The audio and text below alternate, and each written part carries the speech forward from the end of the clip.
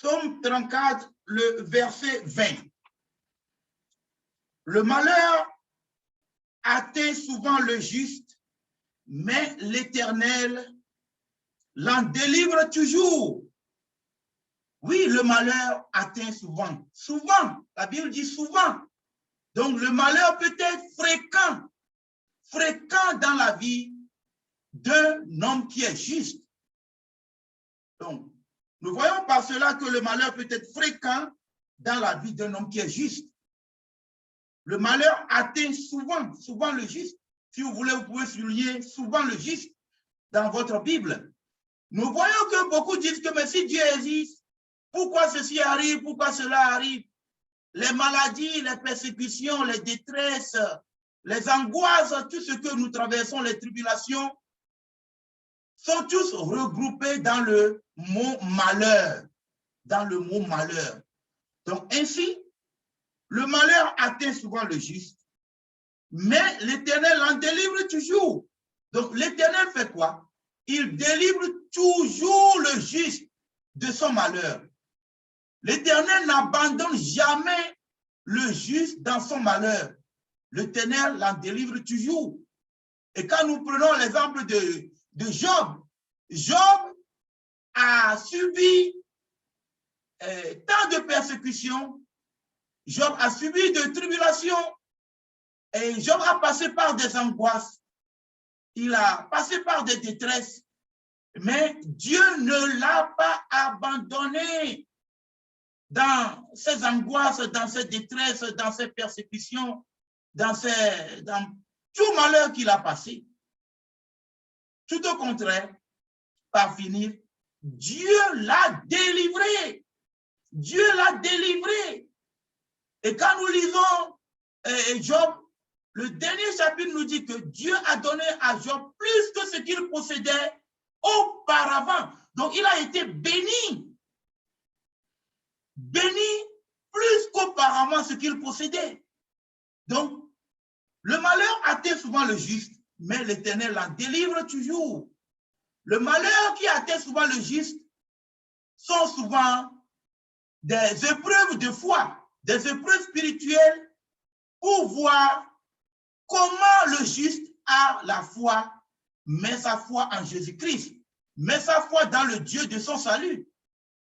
Nous voyons des prétendus chrétiens qui, durant des moments de détresse, d'angoisse, viennent déjà et ont toujours des pensées à aller chercher la délivrance chez les marabouts. Ça, ce ne sont pas des chrétiens. À aller chercher la délivrance chez les féticheurs et les hommes abominables qui promettent la délivrance aux hommes, or qu'eux-mêmes, ils ont besoin d'être délivrés. Les chrétiens pareils ne sont pas des chrétiens, parce que le vrai chrétien place sa foi en Dieu, dans le Dieu de son salut, quel que soit ce qu'il traverse. Oui, Christ ne s'est pas tourné vers les gens du monde. Oui, étant dans l'angoisse. Oui, étant persécuté, quel que soit ce qu'il traversait, Christ se tournait vers qui? Christ se tournait toujours vers son Père, qui est le juste juge. Dans ses persécutions, dans ses tribulations, dans ses souffrances, Christ s'est toujours tourné vers son Père qui est aussi notre Père.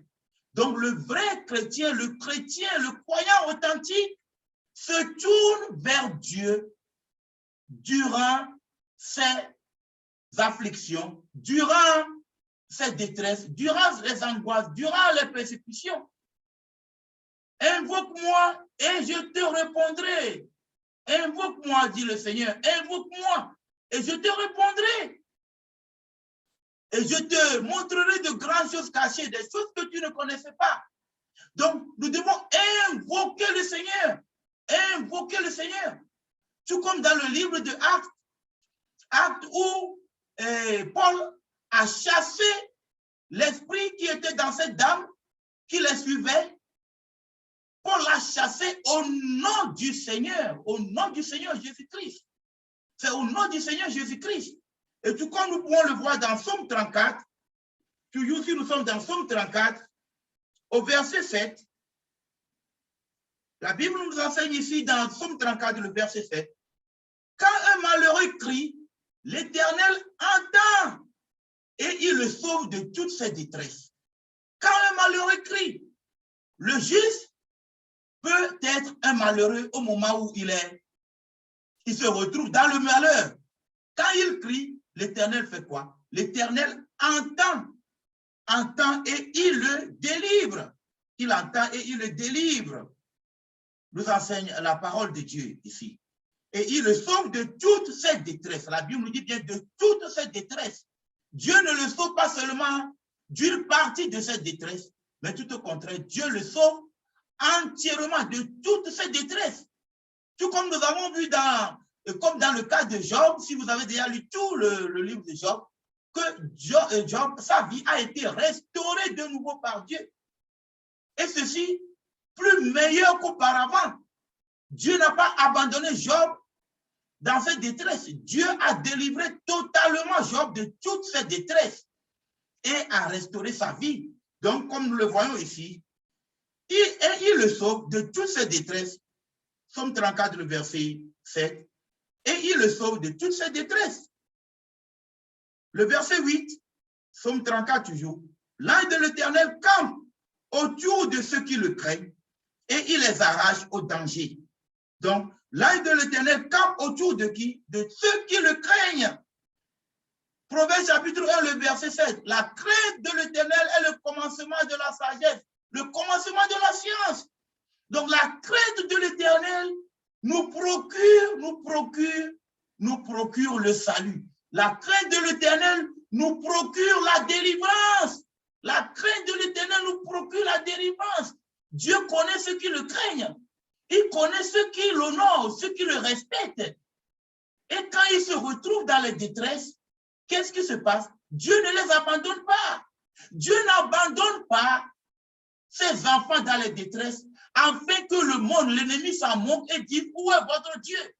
Tout au contraire, lorsque ça tarde à venir cette délivrance, c'est juste une épreuve de foi pour le croyant. Mais l'ennemi se réjouit à ce moment et pense que Dieu a abandonné le croyant, le juste, dans ses malheurs, pour qu'enfin il se moque de lui. Tu parles toujours de Dieu, tu parles toujours de son fils Jésus-Christ. Pourquoi dans ton malheur, Jésus-Christ n'est pas venu te délivrer? Et avant même que l'ennemi ne finisse de penser ainsi, nous voyons la gloire de Dieu, l'éclat, la manifestation grandiose, puissante, infiniment indescriptible de Dieu, la lumière qui resplendit et bannit la crainte dans celui qui est dans le détresse, bannit la crainte de sa vie et le délivre et le sauve et amène l'ennemi à se retrouver, à être éhonté, Et ceci se passe seulement lorsque nous marchons en toute vérité, avec un cœur pur, en toute droiture, tout en obéissant à la volonté de Dieu. Donc, si quelqu'un vous dit, pourquoi ceci arrive-t-il au monde? Pourquoi cela arrive-t-il si Dieu existe? Dites-lui, il est écrit que le malheur atteint souvent le juste, mais l'Éternel en délivre toujours. Il n'est pas écrit que le malheur n'atteindra pas le juste. Il est écrit, le malheur l'atteindra, mais Dieu l'en délivrera toujours. Soyez richement et abondamment bénis dans le puissant nom de Jésus-Christ, notre Seigneur et Sauveur. Amen.